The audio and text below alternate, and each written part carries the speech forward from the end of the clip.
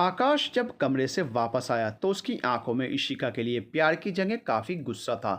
उसकी आंखों में जैसे खून उबल आया था। तुम्हें मुझसे शादी की इतनी जल्दी क्यों है इशिका?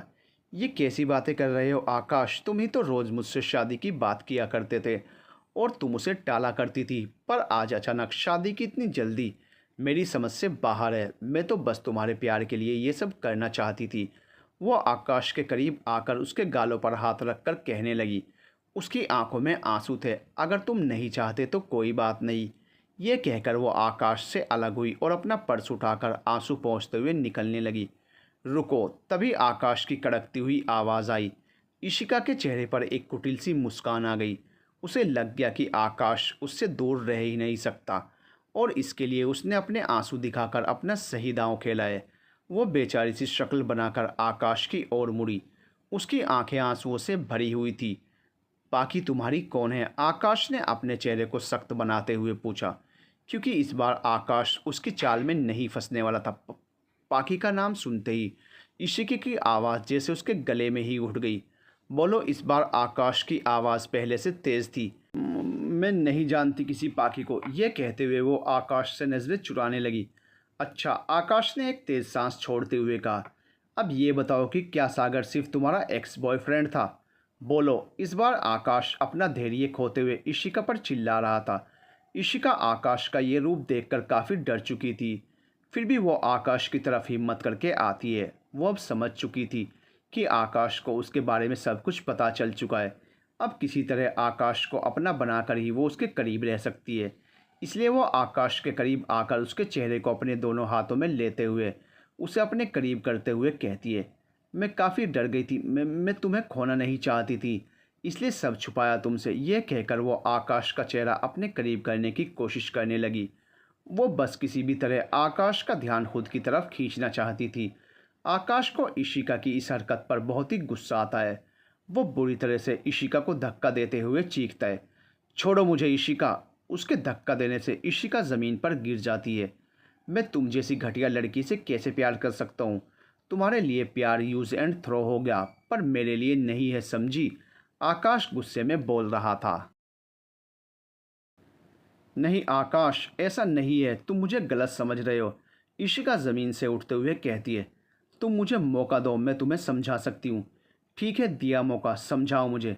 मैं भी सोच समझ कर ही फैसला करना चाहता हूँ। इशिका को तो जैसे एक मौका मिल गया। वो अपनी पूरी कोशिश करके इस रिश्ते को बचाकर अपना फ्यूचर सिक्योर करना चाहती थी। इसलिए उसने एक दर्द बहानी कहानी बनानी शुरू की। आकाश, मैं मानती हूँ कि मैं सागर से प्यार करती थी, बेहद प्यार करती थी, पर एक दिन सागर ने मेरे साथ धोखा किया। उसने मुझे एक दिन मिलने बुलाया और मेरे खाने की चीज़ों में कुछ नशीली चीज़ मिलाकर मेरे साथ कहकर वो बहुत ज़ोर ज़ोर से रोने लगी। आकाश उसे फटी हुई आंखों से देख रहा था। इशिका ने आगे कहना जारी रखा, जब मैं होश में आई तो वो मुझे कन्विंस करने लगा कि उसके खाने में भी कोई ड्रग्स था। इसलिए हम दोनों बहक गए थे। मैं बहुत रोई। फिर वो मुझे समझाने में कामयाब हो गया कि वो मुझे ज़िंदगी भर प्यार करेगा और जल्द ही शादी भी करेगा। एक महीने बाद मुझे पता चला कि मैं माँ बनने वाली हूँ। अब इशिका आकाश के चेहरे को गौर से देखकर ये कन्फर्म कर रही थी कि आकाश को उसकी बातों पर यकीन तो हो रहा है या नहीं। जब उसने देखा कि आकाश उसकी बातों को गौर से सुन रहा है, तो अब उसने अपनी कहानी आगे बढ़ाई। मेरी माँ बनने की खबर सुनकर वो मुझसे शादी की बात टालता रहा। एक दिन मैं उसके घर गई और उसकी माँ से मैंने सारी बात बताई और ख़ुद को ख़त्म कर लेने की बात की। तब उसने मुझसे शादी की। पर अब वो मुझे प्यार नहीं करता था। वो बात बात पर मुझे गाली देता, पीटता था। मैं उससे काफ़ी तंग आ गई थी। मैं घर छोड़कर जाना चाहती थी, पर ऐसी हालत में मैं कहाँ जाती? जब मेरा टाइम नज़दीक आया तब मुझे पता चला कि उसका एक्स्ट्रा मैरिटल अफेयर चल रहा है। मैं ये बर्दाश्त नहीं कर पाई। जब मुझे पाकी हुई तो उन लोगों ने मुझसे मेरी बच्ची छीन ली और मुझे मेरे घर से निकाल दिया। कुछ दिन बाद मुझे पता चला शराब के नशे में गाड़ी चलाते वक्त सागर की मौत हो गई। ये कहकर इशिका काफ़ी ज़ोर ज़ोर से रोने लगी। उसके इतना रोने पर भी आकाश उसके पास नहीं आया। तब उसने कहानी बनाना जारी रखा। ये सब करके भी उन लोगों का दिल नहीं भरा। उसकी माँ उसकी मौत का कारण आज भी मुझे मानती है और उसका भाई अब भी मुझे मेरी बेटी से नहीं मिलने देता। यह कहकर इशिका ने अपने आंसुओं की रफ्तार थोड़ी और बढ़ा दी, लेकिन फिर भी वो आकाश को अपनी जगह ही जमा देख कर अपना अंतिम दाव खेलने लगी। आकाश, उसके बाद तुम मेरी ज़िंदगी में आए। तुम्हारे प्यार ने मुझे संभाला, मैं तुम्हारे बिना जी नहीं पाऊंगी। आकाश, ये कहकर वो आकाश से लिपट कर रोने लगी। यानी इस सब में तुम्हारी कोई गलती नहीं थी। आकाश खोया हुआ सब बोला। इधर मीता ने बड़े नियम से तीज का व्रत निभाया था। पानी की एक बूंद भी उसने अपने गले से नीचे नहीं उतारी थी। महादेव और माँ गौरी की पूजा और रात भर जगराता और भजन करने के बाद सुबह जब मीता नहाकर फ्रेश हुई तो उसे चक्कर आने लगे। इतना कठोर व्रत उसने पहली बार किया था। अभी सुबह की पूजा बाकी थी। सुबह की पूजा के बाद महादेव गौरी की मिट्टी की प्रतिमा को विसर्जित करने के बाद ही व्रत खोलने का नियम था। सारे काम करने के बाद कृष्णा जी ने मीता और मंथन को महादेव और गौरी की प्रतिमा विसर्जित करने को कहा और तब घर आकर मंथन को मीता का व्रत खोलना था। वो दोनों प्रतिमा विसर्जित करने गए। लौटते वक्त रास्ते में काफ़ी ट्रैफिक था। कल से कुछ नहीं खाने और रात भर नहीं सोने की वजह से मीता को काफ़ी सुस्ती आ रही थी। ट्रैफिक काफ़ी लंबा था। मीता परेशान हो रही थी। ट्रैफिक क्लियर होने में 1 घंटे से ज़्यादा समय लग गया। घर पहुंचते पहुंचते मीता कुछ ज़्यादा ही थकी सी लगने लगी थी। उसने कृष्णा जी के पाँव छुए। कृष्णा जी उसके संस्कार देखकर अभिभूत हो गई। उन्होंने सुमन से जल्दी से मीता के लिए जूस लाने को कहा और उसके लिए नाश्ता लगाने को कहा। मंथन ने मीता को अपने हाथों से जूस पिलाकर उसका व्रत तोड़ा। मीता और मंथन ने साथ में नाश्ता किया। रात भर नहीं सोने की वजह से मीता की आंखों में बहुत नींद थी और वो काफ़ी सुस्त दिखाई दे रही थी। कृष्णा जी ने मीता को उसके कमरे में जाकर आराम करने को कहा। मीता हाँ में सर हिलाकर अपने कमरे में जाने लगी और मंथन ऑफिस के लिए निकलने वाला ही था कि आगे बढ़ती मीता धड़ाम से फर्श पर गिर पड़ी। मीता! एक चीख के साथ ओबराय हाउस गूंज उठा। सबने एक साथ मीता का नाम पुकारा था। मंथन पीछे पलटकर तेजी से मीता के पास दौड़ कर आया। वो नीचे बैठकर मीता का सर अपनी गोद में रखकर उसके गालों पर थपकी देकर उसे आवाज़ लगाकर उस उठाने की कोशिश करने लगा। सुमन, जल्दी से पानी ले आ। शायद व्रत की वजह से मीता को कमजोरी हो गई। कृष्णा जी ने थोड़ा हड़बड़ाते हुए सुमन से कहा। कृष्णा जी की बात सुनकर सुमन तेजी से किचन से पानी लेकर आती है। भैया जी पानी। वो एक पानी का गिलास मंथन की तरफ बढ़ाते हुए कहती है। मंथन सुमन से पानी का गिलास लेकर उसके चेहरे पर मारता है पर मीता को होश नहीं आता। पाकी भी मीता का ये हाल देखकर रोने लगती है। सुपर मॉम, प्लीज़ उठो ना। आप तो स्ट्रांग हो ना, प्लीज़ उठो। तुम टेंशन मत लो बच्चा, मम्मा ठीक हो जाएंगी। सुमन, तुम पाकी को उसके कमरे में लेकर जाओ। जी भैया। चलो बेबी। पर मॉम, वो ठीक है। माँ, आप जल्दी से डॉक्टर को कॉल करिए, मैं मीता को कमरे में लेकर जाता हूँ। ये कहकर वो मीता को अपनी बाहों में उठाकर कमरे की तरफ बढ़ गया। कृष्णा जी के कॉल करने के 15 मिनट बाद डॉक्टर आती है। कृष्णा जी और मंथन उसे कल के वर्ष से हुई परेशानी के बारे में बताते हैं। दोनों काफ़ी परेशान हो रहे थे। आप दोनों प्लीज़ बाहर जाइए, मुझे चेक करने दीजिए। यह कहकर डॉक्टर उन दोनों को बाहर भेजकर मीता का चेकअप करने लगती है। जब डॉक्टर मीता का चेकअप करके बाहर आती है तो इससे पहले कि वो कुछ कहें मंथन पैनिक होकर पूछने लगता है। डॉक्टर, मीता ठीक तो है ना? माँ, अब मीता कोई व्रत नहीं करेगी। कृष्णा जी ने भी मंथन की बातों के समर्थन में सर हिलाया। डॉक्टर, मैं खुद पर्सनली मीता की देखभाल के लिए अब घर पर रहूँगा। बस आप मेरी मीता को ठीक कर दीजिए। आप ठीक कह रहे हैं मिस्टर ओबराय। आपको आपकी वाइफ का बेहद ध्यान रखना होगा। डॉक्टर, क्या बात है? मीता को हुआ क्या है? मंथन की आंखों में अब आंसू आ चुके थे। अब क्या करेंगे? क्या हुआ उसे? मिस्टर ओबराय, अब आपके पास अपनी वाइफ के साथ अकेले सिर्फ 8 मंथ हैं। क्यों, क्या हो गया मेरी मीता को? जहां डॉक्टर की बात सुनकर मंथन की आंखों के आंसू उसके गाल पर लुढ़क आए थे, वहीं कृष्णा जी अब मुस्कुरा रही थी। माँ, मैं मीता के बिना नहीं रह पाऊंगा। तुझे उसके साथ अब अकेले 8 महीने ही मिले हैं। होनी को कौन टाल सकता है? माँ, ये आप क्या कह रही हैं? हाँ बेटा, क्योंकि उसके बाद तुझे अपने बेटे या बेटी के साथ भी तो रहना पड़ेगा। पर माँ, मैं मीता के अलावा किसी के साथ नहीं। ये कहते हुए मंथन रुक जाता है और कृष्णा जी की तरफ देखता है, जो कि मंद मंद मुस्कुरा रही थी। अब मंथन की नज़र डॉक्टर की तरफ जाती है, जो कि उसकी हालत पर हंस रही थी। क्या सच में? डॉक्टर मंथन की तरफ हंसते हुए कहती है। यस मिस्टर ओबराय, आपकी वाइफ माँ बनने वाली है और अब आप अकेले उनके साथ सिर्फ 8 मंथ तक ही रह सकते हैं। ये सुनकर मंथन खुश होकर डॉक्टर को गले लगाने के लिए आगे बढ़ता है, लेकिन फिर ये ध्यान आते ही कि वो एक औरत है, सॉरी बोल वो मीता के पास भागता है। तब तक मीता को होश आ जाता है। वो उठकर बाहर ही आ रही होती है। डॉक्टर मीता को बता चुकी थी कि वो माँ बनने वाली है। मंथन तेजी से मीता के पास आता है और पास आकर रुक जाता है। मीता मंथन को देखकर शर्माते हुए मुस्कुराकर कहती है, कॉन्ग्रेचुलेशंस वुड बी पापा। सुनते ही मंथन गीता को गोद में उठा लेता है। वो उसे लेकर खुशी में झूमने लगता है। डॉक्टर कुछ हिदायत देकर चली जाती है। सब हॉल में सोफे पर बैठे मीता के लिए खुशी मना रहे थे। बाकी सुपर मॉम, मेरा छोटू बेबी कब आने वाला है? मीता, बेटा अभी टाइम है, क्यों इतना वेट करना पड़ रहा है? मुझे तो लग रहा है बस वो अभी आ जाए। लेकिन पाकि ऐसा नहीं हो सकता। अभी तो डॉक्टर ने हमें बताया है कि हमारा छोटू बेबी भगवान के पास से यहाँ आने के लिए निकला है। उसे तो टाइम लगेगा। फिर जब भगवान जी उसे लेकर आएंगे तो आपकी सुपर मॉम की गोद में उसे दे देंगे। तभी घर में इशिका गुस्से से दंदनाती हुई आई। घर में चल रही बात से उसे ये पता चल चुका था कि मीता माँ बनने वाली है। ये जानकर वो गुस्से से आग बबूला हो गई। मेरी ज़िंदगी बर्बाद करके यहाँ खुशियाँ मनाई जा रही हैं, तो याद रखना मैं तुम्हारी खुशियों में आग लगा दूंगी। उसकी बात सुनकर मंथन उठकर उसके पास गया। साथ ही सब अपनी जगह से खड़े हो गए। तुम्हारे कर्म अब तुम्हारे सामने हैं इशिका। तुम्हारी खुशियों में मैंने कोई आग नहीं लगाई, बल्कि तुम्हारी सच्चाई अब आकाश के सामने है। उसके सामने तुम्हारे चेहरे से मुखौटा उतर चुका है और अब तुम्हारा असली चेहरा उसके सामने है। मैं तुम्हारी ज़िंदगी से जा रही थी, मुझे मेरी खुशियाँ मिलने वाली थी। फिर तुमने मेरी ज़िंदगी में जहर क्यों घोला? इसकी सज़ा अब तुम्हें भुगतनी पड़ेगी। यह कहकर वो एक बार पाकी और एक बार मीता को खूनी नज़रों से देखकर अपना पैर पटकती हुई चली गई। आज मीता की गोद भराई की रस्म है। देखते ही देखते 7 महीने बीत गए। इतने दिनों में सबने मिलकर मीता का बहुत ख्याल रखा था। घर को बिल्कुल नई नवेली दुल्हन की तरह सजाया गया था। आज सब के सब बिजी थे। मीता के हाथों में दुल्हन की तरह मेहंदी लगी थी। मीता ने हरे और पीले रंग का डिज़ाइनर लहंगा पहना था। उसे तैयार करने के लिए ब्यूटिशियन बुलाए गए थे। बाहर मेहमानों का आना शुरू हो गया था। मंथन ने भी मीता से मैच करते हुए इंडो वेस्टर्न पहनी थी। सारी तैयारियां हो गई। सर मैम तैयार हो चुकी हैं, अभी रेस्ट कर रही हैं, प्लीज़ हमारा पेमेंट कर दीजिए। एक ब्यूटिशियन ने मंथन से कहा। अरे आप सब पार्टी ख़त्म होने तक तो रुकिए। मंथन ने उनसे रिक्वेस्ट की। नो सर, वो हमारी नेक्स्ट अपॉइंटमेंट है, इसलिए हम नहीं रुक सकते। ओके कोई बात नहीं। मंथन उनका पेमेंट कर देता है और फिर गेस्ट्स को रिसीव करने लगता है। मंथन, पंडित जी आ गए हैं, जा बेटा मीता को संभाल कर ले आ।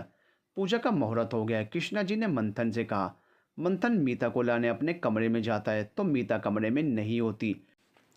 मंथन उसे आवाज़ लगाता है पर मीता कोई जवाब नहीं देती। शायद वॉशरूम में होगी, ये सोचकर वो वॉशरूम चेक करता है पर वो वहाँ भी नहीं होती। अब मंथन थोड़ा घबराने लगता है, पर फिर भी वो एक बार बालकनी और अगल बगल के कमरों में मीता को खोजता है पर मीता उसे कहीं नहीं मिलती। अब मंथन की बेचैनी बढ़ने लगती है।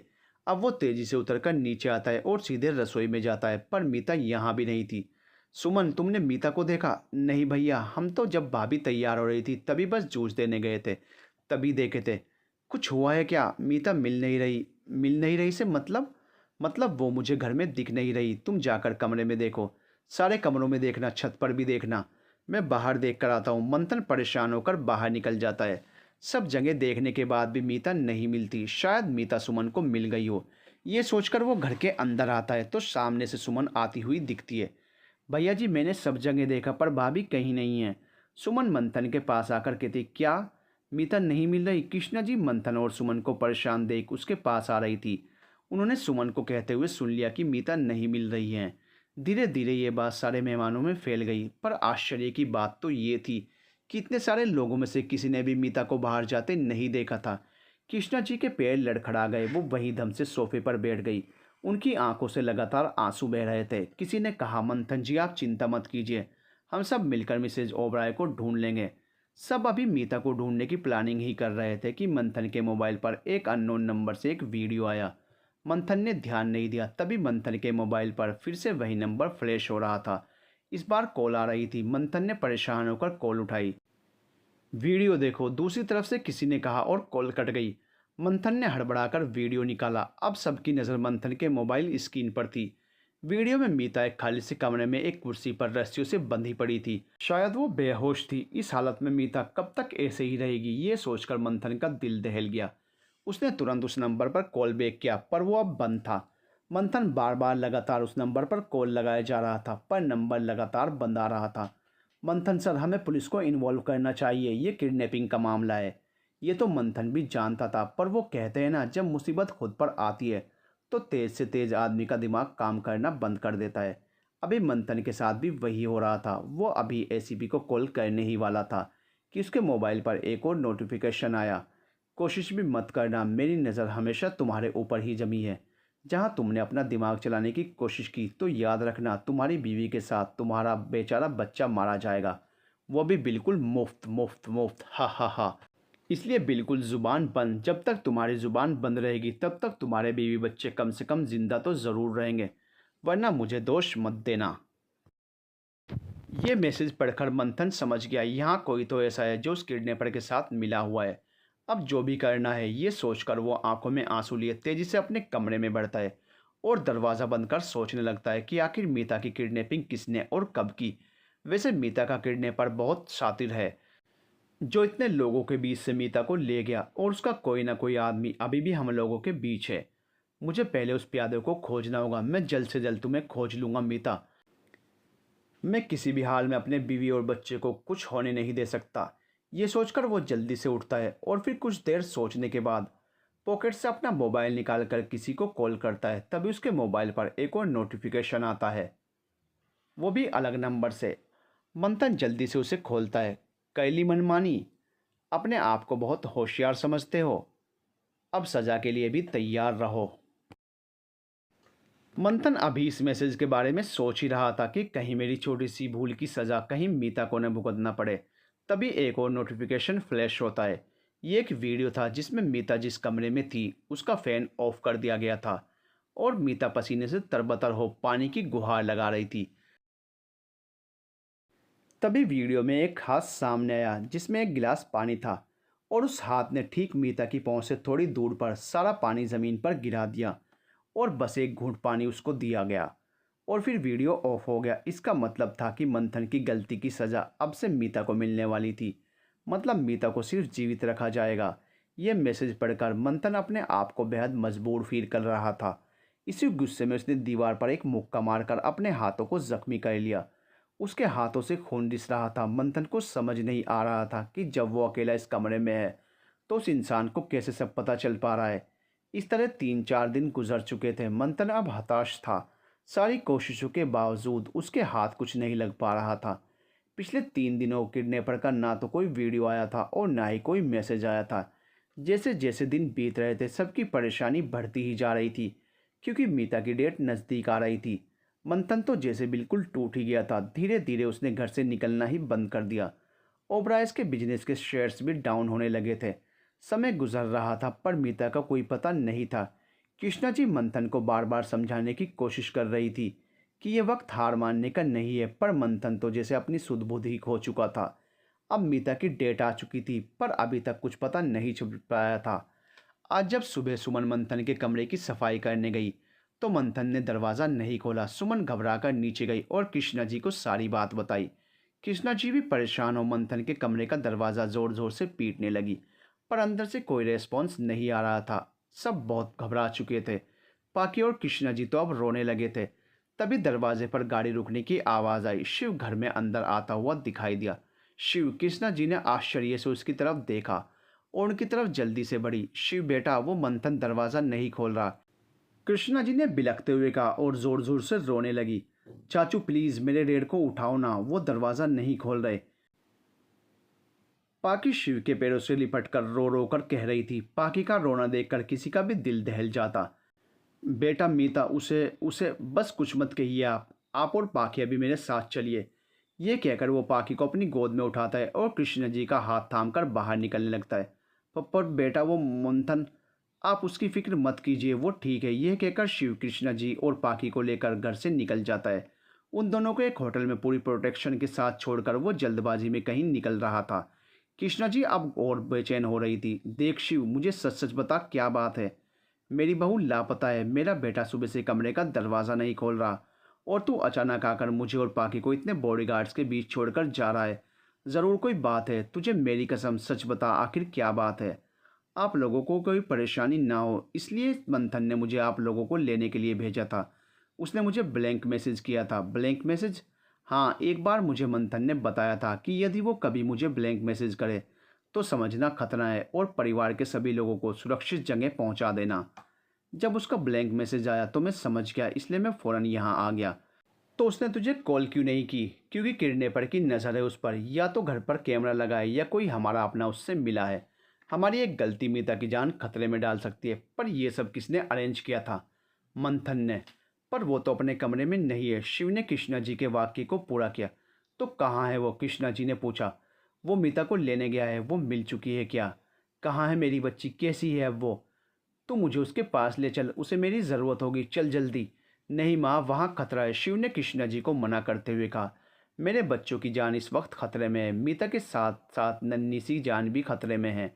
और मैं बुढ़िया इस वक्त अपनी जान बचाऊं? ये कैसे हो सकता है? तू मुझे उन दोनों के पास लेकर चल। पर माँ, परवर कुछ नहीं, तू बस अभी मुझे मेरी बच्ची के पास ले चल। उसे मेरी ज़रूरत है। उसकी डेट नज़दीक है। ऐसे में किसी औरत का वहाँ होना बहुत ज़रूरी है। शिव को भी कृष्णा जी की बात सही लगी। वो उन्हें और पाखी को लेकर पूरी सिक्योरिटी के साथ मंथन की बताए जगह पर जाने के लिए निकल पड़ता है। गाड़ी थोड़ी दूर पर एक सुनसान जगह पर रुकती है। माँ, इस जंगल में अंदर थोड़ी दूर पर एक खंडर है जिसमें मीता को रखा गया है। आपकी गाड़ी यहीं झाड़ियों में छिपी होगी। जब मुझे लगेगा कि आपकी ज़रूरत है तो मैं आपको कॉल कर लूँगा। तब तक ये बॉडीगार्ड्स आपके पास आपकी सुरक्षा के लिए हैं। शिव बेटा, जब मैं इन झाड़ियों में छिपी ही रहूँगी तो मुझे इन लोगों की क्या ज़रूरत? पता नहीं वहाँ कितने लोग होंगे। तू इन सबको ले जा। मैं तुझसे वादा करती हूँ कि जब तक तू नहीं बुलाएगा मैं यहाँ से नहीं निकलूँगी। हाँ चाचू, मैं और दादी माँ यहीं हैं। आप जाइए और डैड और सुपर मॉम की हेल्प कीजिए। शिव उन दोनों को देखता है और फिर उन दोनों को कार में छुपाकर झाड़ियों से ढक देता है और सारे बॉडीगार्ड्स को लेकर मंथन की मदद के लिए चला जाता है। तो तुमने अपनी बीवी को ढूंढ ही लिया, आखिर तुम्हें पता कैसे चला? इशिका लगभग चीखते हुए बोली। मंथन के सर पर दो लोग बंदूक लगाए खड़े थे और दो लोग सामने कुर्सी पर बैठी मीता के आगे पीछे बंदूक ताने खड़े थे। कोई बात नहीं, अब आ ही गए हो तो दोनों मरोगे। नहीं नहीं, तीनों मरोगे, तुम, तुम्हारी ये बीवी और तुम्हारा बच्चा। शट अप, अपनी गंदी जुबान से मेरे बच्चे के बारे में कुछ मत कहना। मंथन आंख में अंगारे लिए बोला। उसकी आंखें देखकर ऐसा लग रहा था जैसे वो पूरी दुनिया को आग लगा देगा। क्यों ना बोलूँ? हाँ, क्यों ना बोलूँ? मैं आकाश से शादी करके जा रही थी ना। पाकी को भी छोड़ दिया था मैंने। पर नहीं, तुम्हें तो खुन्नस थी मुझसे, इसलिए आकाश को सब बता दिया और वो बेवकूफ़ मुझे छोड़कर चला गया। कितनी मुश्किल से मैंने आकाश को अपने प्यार में पागल बनाया ताकि मैं अपनी बाकी की ज़िंदगी बिल्कुल चैन से गुजार सकूं। तो इसमें तुम्हें क्या दिक्कत थी? क्यों तुमसे मेरी खुशी नहीं देखी गई? इशिका ने अपने दांत कचकचाते हुए कहा। आकाश मेरे भैया का दोस्त था, तुम्हें इतनी भी शर्म नहीं है? तुम्हें कितना चाहते थे सागर भैया और तुमने उनके साथ क्या किया? और अब वही तुम उसके दोस्त आकाश के साथ करना चाहती थी। सागर पर पाप बनने का भूत सवार हो चुका था। वैसे भी मैंने कुछ नहीं किया था, उसका खुद एक्सीडेंट हुआ था। झूठ झूठ। तुमने अपने फ़ायदे के लिए मेरे सागर भैया को मार दिया, उनका एक्सीडेंट करवा के। ये क्या कह रहे हो तुम? तुम्हें क्या लगा जब भैया की डेथ हुई उसके बाद से ही मैंने तुम्हारे ऊपर नज़र रखने के लिए प्राइवेट डिटेक्टिव हायर किया था और तुम्हारी हर चाल पर मेरी नज़र थी। बाली में तुमसे मिलना कोई इत्तेफाक नहीं था। मुझे पता चल चुका था कि उस समय तुम्हारी मेल जोल आकाश से बढ़ रही थी। मैं बस सही समय का इंतज़ार कर रहा था। इसलिए मैंने आकाश को सारी तस्वीरें भेज दी ताकि उसके साथ भी वो ना हो जो मेरे भैया के साथ हुआ था। ये कहते हुए मंथन की आंखें नम हो गई। मीता बस बेजान सी मंथन और इशिका को देख रही थी। तुम अगर इतने ही 30 मार खा हो तो तुम्हारे और तुम्हारे उस 2 कौड़ी के डिटेक्टिव की नाक के नीचे से मैंने तेरी बीवी को उठवा लिया और तुझे पता ही नहीं चला। वहाँ मेरी लापरवाही हुई थी, मैं सतर्क तो था। पर मैं ये सब नहीं समझ पाया कि तू मीता को घर से गायब कर देगी। मेरी ही एक चूक ने तुझे मौका दे दिया। मुझे ये पता नहीं चल पाया कि मेरे हायर किए गए ब्यूटिशियन की जगह तुमने अपने आदमी भेज दिए। आई एम सॉरी मीता, मैं तुम्हारी रक्षा नहीं कर सका। नहीं, ऐसा कुछ नहीं है। आपने कुछ नहीं किया, मीता ने कमज़ोर सी आवाज़ में कहा। अब ये इमोशनल ड्रामा बंद करो। जब इतना बता ही दिया है तो ये भी बता दो कि तुम यहाँ कैसे आए, उस 2 कौड़ी के डिटेक्टिव की बदौलत। और आ गए हो तो बचकर कैसे जाओगे? मैं तुम दोनों को नहीं मारने वाली। मैं तो तुम दोनों से तुम्हारी सबसे प्यारी चीज़ छीन लूँगी और वह है तुम्हारा बच्चा। मेरे आदमी तुम्हारे घर पर जा चुके होंगे और अब पाकि भी मेरे पास होगी। तभी इशिका के मोबाइल पर किसी की कॉल आती है। उसके बाद वो दहाड़ते हुए बोली, निकम्मे हो तुम सब के सब, खोजो उसे, मुझे किसी भी कीमत पर वो चाहिए। फिर वो मंथन की तरफ पलटी। कहाँ छुपा के रखा है उसे? मुझे पाकि चाहिए किसी भी कीमत पर, वरना मैं वो अपना सर इधर उधर घुमाते हुए गुस्से में पागल हुई जा रही थी। मैं अब तुम्हें नहीं छोड़ूंगी, यह कहकर वो उस पर बंदूक तान देती है। मीता ये सब देखकर पैनिक होने लगती है और उसे पेन शुरू हो जाता है। इशिका इस पर ध्यान नहीं देती और बंदूक मंथन पर ताने ही रहती है। नहीं इशिका, ऐसा मत करो, छोड़ दो उनको, मेरे बच्चे को इस दुनिया में आते ही अनाथ मत करो। मीता दर्द से तड़पती हुई कहती है। वह अब उस कुर्सी पर नहीं बैठ पा रही थी, बेहिसाब दर्द उसकी जान ले रहा था। आ मंथन आ। अब मंथन को मीता की फिक्र होने लगी थी। मीता उसका नाम चीख कर मंथन जैसे उठने को हुआ। उसके अगल बगल के बॉडीगार्ड्स ने मंथन को मारा, जिससे मंथन के मुंह से खून आने लगा। कोई होशियारी नहीं, वरना अंजाम अच्छा नहीं होगा। इशिका मंथन और मीता को पागलों की तरह हंसते हुए बोली, कैसी औरत हो तुम, एक औरत इतने दर्द में हो और तुम पर कोई असर नहीं हो रहा। सच में तुम औरत नहीं, पिशाचिनी हो। अब मंथन मीता को इतना दर्द में देखकर खुद को बेबस महसूस कर रहा था। उसकी आंखें के दोनों किनारों से आंसू की बूंदें गिरने लगी। आ मंथन आ। मीता बेहद दर्द में थी, जो अब मंथन के लिए बर्दाश्त करना मुश्किल हो रहा था। उसने अपनी जान की फिक्र छोड़ इशिका के दोनों चमचों की गर्दन अपने मजबूत हाथों में जकड़कर उनकी गर्दन तोड़ दी। इशिका इन सबसे घबरा गई और उसने बंदूक की ट्रिगर दबा दी। गोली सीधा मंथन के कंधे में जाकर धंस गई। गोली की आवाज़ सुन शिव जल्दी से अपने आदमियों के साथ अंदर आया और साथ ही इशिका के बाहर खड़ी आदमी भी अंदर आ गए। उसने फिर से अगली गोली मंथन पर चलाई, पर इस बार इससे पहले गोली मंथन को छूती। शिव ने आकर इशिका का हाथ ऊपर कर दिया। गोली हवा में चल गई। अंदर से इतनी सारी गोलियों की आवाज़ सुनकर कृष्णा जी घबराने लगी थी। कुछ अनहोनी का सोच वो जल्दी से पाकी को लेकर कार से बाहर निकली और पाकी को लेकर उस खंडर की ओर बढ़ चली। वहां पहुंचकर उन्होंने देखा मीता कुर्सी पर दर्द से तड़प रही है और मंथन उसे कुर्सी से खोलने की कोशिश कर रहा है। उसका सफ़ेद शर्ट अब उसके ही खून से लाल हो चुका है। शिव और उसके साथी इशिका और उसके साथियों से लड़ रहे हैं। कृष्णा जी जल्दी से मीता के पास आकर मंथन की मदद करने लगती हैं। किसी तरह जल्दी से मीता को कुर्सी से नीचे उतारकर ज़मीन पर लेटाया जाता है। वो काफ़ी दर्द में है। माँ, आप और पाकी यहाँ क्यों आए? मैंने शिव से आपको होटल में रुकने कहा था। यहाँ खतरा है, मेरे बच्चे खतरे में हों और मैं होटल में रहूँ, ये कैसे हो सकता है? वो सब अभी छोड़ और जल्दी से मीता को लेकर हॉस्पिटल लेकर चल। इतना कहते ही मंथन मीता को लेकर उठाने की कोशिश करता होता है। तभी इशिका की हंसी के साथ पाकी की चीख गूंजती है। सामने इशिका गन पॉइंट पर पाकी को रखे हुए थी। ये देख मंथन को गुस्सा आ जाता है और बिना सोचे समझे उसकी ओर बढ़ने लगता है। इशिका पाकी को मारने की धमकी देते, डेड प्लीज़ बचा लो। पाकी की डर भरी आवाज़ सुनकर मीता भी अपना दर्द भूल जाती है। तुम पागल हो गई हो इशिका, पाकी तुम्हारी बेटी है और तुम ही उसे मारना चाहती हो। मंथन इशिका को समझाते हुए कहता है, पर इशिका के सर पर तो जैसे खून सवार था। वो कुछ समझना ही नहीं चाहती थी। ये मेरी बेटी है, पर तुम्हारी तो जान है ना मंथन। अगर मैं इसे ही मार दूं तो तुम खुद ब खुद मर जाओगे। तभी गोली की आवाज़ आती है और सबकी चीख एक साथ निकल पड़ती है। थोड़ी देर बाद जब सबने आंखें खोली तो पाकी मीता से लिपटी हुई सुबक रही थी। मीता ने अपने पास पड़ी एक बंदूक उठाकर इशिका के हाथ पर चला दी थी। इतने दर्द में भी अपनी बच्ची को ठीक देखकर वो खुश थी और इशिका अपने लहूलुहान हो चुके हाथों को पकड़े हुए थी। ये देखकर सब खुश हो जाते हैं। तभी मीता बेहोश हो जाती है। पास खड़ा मंथन मीता को जल्दी से थाम लेता है। तब तक पुलिस भी आ चुकी थी, जो कि इशिका को गिरफ्तार कर चुकी थी। तभी पाकी कहती है, डैड मेरी सुपर मम्मा सच में सुपर हैं, उसे बचा लो। ये सुनकर इशिका की आंखों में आंसू आ जाते हैं। हॉस्पिटल मंथन शिव, पाकी और कृष्णा जी के साथ हॉस्पिटल आता है। काफ़ी दिन से मीता कैद में रहने के कारण कमज़ोर हो चुकी थी, इसलिए उसका ऑपरेशन करना पड़ा। तब तक डॉक्टर्स मंथन की भी गोली निकालकर उसकी ड्रेसिंग कर चुके थे। सब बाहर बेताबी से टहल रहे थे। 1 घंटे तक के ऑपरेशन के बाद डॉक्टर बाहर आते हैं और सबकी ओर खुश होकर देखते हुए बताते हैं, बधाई हो, बेटा हुआ है। मीता तो ठीक है ना? कृष्णा जी ने पूछा। जी ठीक है, जब उन्हें रूम में शिफ्ट करेंगे तो आप मिल सकते हैं। यह कहकर डॉक्टर चले जाते हैं। कुछ देर बाद मीता और उसके बच्चे को कमरे में शिफ्ट कर दिया जाता है।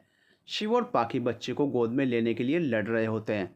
अरे मैं तुमसे बड़ा हूँ और मेरा ओहदा भी तुमसे बड़ा है, तो बेबी को पहले मैं गोद में लूँगा, शिव कह रहा था। अरे ऐसे कैसे? आप पहले से ही मेरे चाचू हो, मैं तो पहली बार दीदी बनी हूँ, तो मुझे गोद में लेना है, ये कहकर शिव को मुँह चिढ़ाने लगी। अरे पर बस बस भी करो तुम दोनों, बेबी को पहले उसके पापा गोद में लेंगे। ले बेटा, कृष्णा जी ने प्यार से कहा। मंथन सामने आया और उस नन्हे को गोद में ले मीता को देखने लगा। कभी उसकी आंखों में आंसू थे। मंथन बेबी को ले मीता के करीब आता है और मीता के सर पर किस करता है। आज हमारा प्यार मुकम्मल हो गया मीता, ये देखो हमारा मुदित। सब मुस्कुरा देते हैं।